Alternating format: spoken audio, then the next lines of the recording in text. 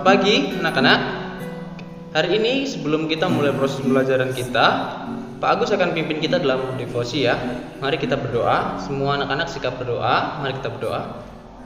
Terima kasih Tuhan untuk berkat-Mu, bila mana di hari ini kami boleh bangun dari tidur kami ya Tuhan. Dan di pagi hari juga kami anak-anak-Mu akan mendengarkan firman-Mu. Kiranya Engkau mau urapi telinga kami, hati kami, dan siapkan hati kami Tuhan. Biarlah kami dapat mendengarkan firman-Mu dan dapat merenungkannya ya Tuhan. Terima kasih Tuhan untuk berkat-Mu hari ini. Haleluya. Amin.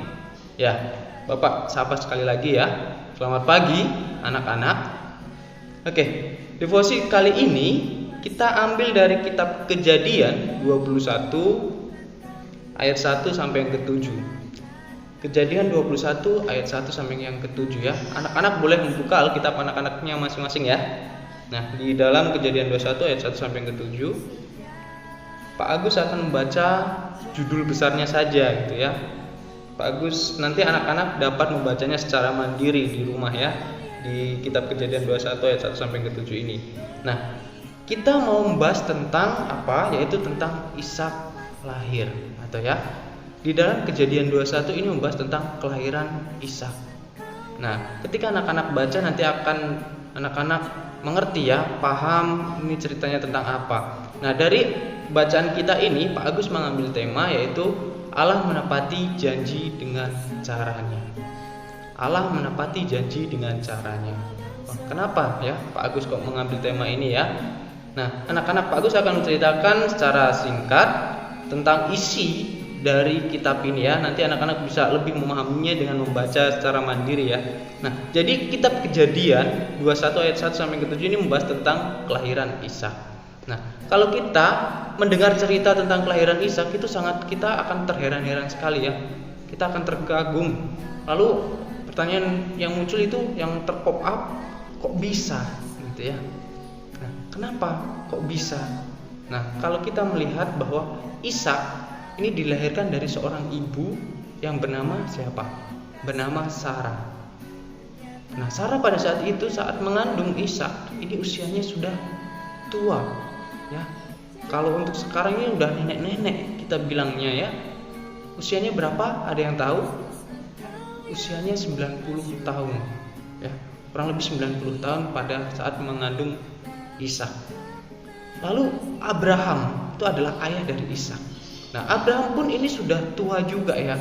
Kalau kita bilang sekarang udah kakek-kakek. Kalau anak-anak bilang udah mbah-mbah gitu ya mungkin ya. Nah, usianya berapa? 100 tahun pada saat itu. Jadi Ishak ini dilahirkan dari seorang ibu yang bernama Sarah yang pada saat itu sudah usianya 90 tahun dan Abraham pada saat itu usianya 100 tahun. Nah, bagaimana mungkin seorang ayah dan ibu di usia senja, di usia 90 dan 100 tahun bisa melahirkan seorang anak. Nah, ini cerita yang menarik anak-anak.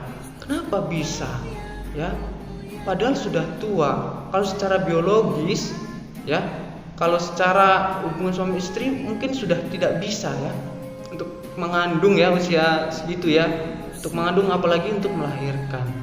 Nah, tapi di cerita Alkitab ini, di Kejadian ini sangat jelas dikatakan bahwa Sarah dan Abraham ini suami istri yang melahirkan seorang anak Ishak di usia yang tua. Nah, kurang lebih Alkitab ini membicarakan seperti itu ya, tentang kelahiran Ishak. Nah, dari sini apa yang mau kita tarik? Kenapa Pak Agus bicara tentang Allah menepati janji dengan caranya yang luar biasa? Nah, jadi Allah sudah berjanji akan memberikan anak kepada Abraham dan Sarah ya. Makanya kalau anak-anak baca di ayat yang ke-6 itu Sarah berkata seperti ini anak-anak. Allah telah membuat aku tertawa, setiap orang yang mendengarnya akan tertawa karena aku. Kenapa? Karena ya bagaimana mungkin seseorang yang sudah tua, yang sudah memasuki usia senja ya, di usia 90 tahun bisa melahirkan, bisa mengandung seorang anak. Nah, makanya di sini dibilang seorang akan tertawa ketika mendengarkan ceritaku. Tetapi apa?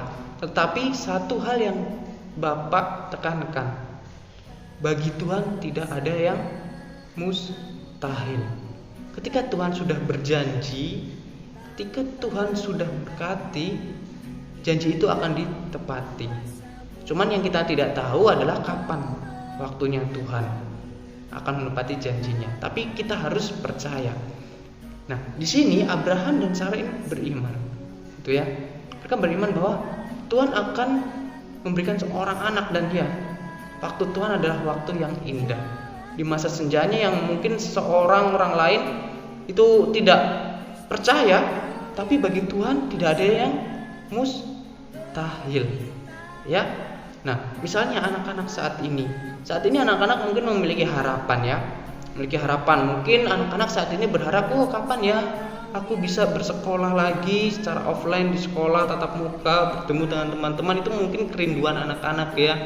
Nah, Bapak Ibu guru juga di sekolah merindukan akan hal itu. Nah, kita terus mendoakan itu anak-anak. Kita tahu, kita percaya bahwa Tuhan akan berkati. Waktu Tuhan adalah waktu yang terbaik. Bagi Tuhan tidak ada yang mustahil ya. Seperti cerita di kejadian ini, bahwa tidak ada yang mustahil bagi Tuhan. Meskipun sudah usia tua, tetapi kalau Tuhan menghendaki dan kita percaya kepada Tuhan, Tuhan akan menggenapi janjinya. Dan terbukti Sarah dan Abraham memiliki seorang anak di usianya yang senja. Nah, satu hal yang perlu Pak Agus tekankan adalah sesuatu yang baik itu tidak selalu berasal dari Tuhan. Kenapa? Karena apa yang baik menurut kita belum tentu baik menurut Tuhan. Tetapi sesuatu yang dapat membuat kita bijaksana, sesuatu yang dapat membuat kita semakin dewasa secara iman kita, anak-anak kita bisa berpikir positif, itu adalah sesuatu yang berasal dari Tuhan. Sama halnya, mari anak-anak, Pak Agus mengajak kita untuk tidak pernah lelah, untuk terus kita berdoa, untuk terus kita bersandar, untuk terus kita bergantung, untuk terus kita berharap kepada Tuhan. Meskipun setiap doa yang kita doakan mungkin tidak tercapai, tidak terkabul, jangan menyerah, jangan kecewa. Ingat, yang terbaik untuk anak-anak belum tentu yang terbaik untuk Tuhan. Dan satu hal lagi, waktu Tuhan adalah yang terbaik. Jadi yang perlu kita lakukan adalah terus kita doakan setiap harapan kita, dan kita percaya kepada Tuhan. Nah, satu hal yang mungkin perlu anak-anak tulis nanti ya di buku devosi anak-anak semua. Anak-anak mungkin bisa tulis kira-kira doa apa sih yang ingin anak-anak selalu doakan, hal apa yang ingin anak-anak harapkan. Nah, itu bisa ditulis. Lalu bagaimana respon anak-anak ketika doa anak-anak itu tidak dikabulkan oleh Tuhan? Bukan tidak ya, belum dikabulkan oleh Tuhan. Apakah anak-anak kecewa, marah, atau justru anak-anak bersabar dan terus mendoakan? Ya, itu yang perlu anak-anak tulis nanti ya. Doa apa yang mau anak-anak harapkan, lalu bagaimana respon anak-anak gitu ya. Nah, oke. Mungkin itu devosi singkat yang ingin Pak Agus sampaikan, bahwa Tuhan adalah sumber pengharapan.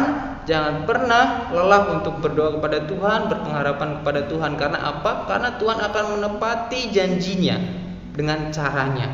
Ya, dan kita nggak tahu caranya Tuhan itu seperti apa. Bisa dengan melalui orang tua kita, bisa melalui teman-teman kita ataupun sahabat-sahabat anak-anak. Ya, kita tidak tahu. Yang pasti Tuhan tidak akan membiarkan kita. Oke anak-anak, mari kita bersatu dalam doa. Mari kita berdoa. Terima kasih Tuhan untuk berkat-Mu di pagi hari ini. Kami sudah boleh menyelesaikan devosi kami. Biarlah apa yang kami sampaikan ini ya Tuhan, apa yang kami dengarkan, apa yang kami baca dapat benar-benar tertanam dalam hati kami, dan kami dapat menjadi anak-anak Tuhan yang takut akan Engkau, yang senantiasa berdoa kepada Engkau dan berpengharapan kepada Engkau. Terima kasih Tuhan untuk berkat-Mu. Haleluya. Amin.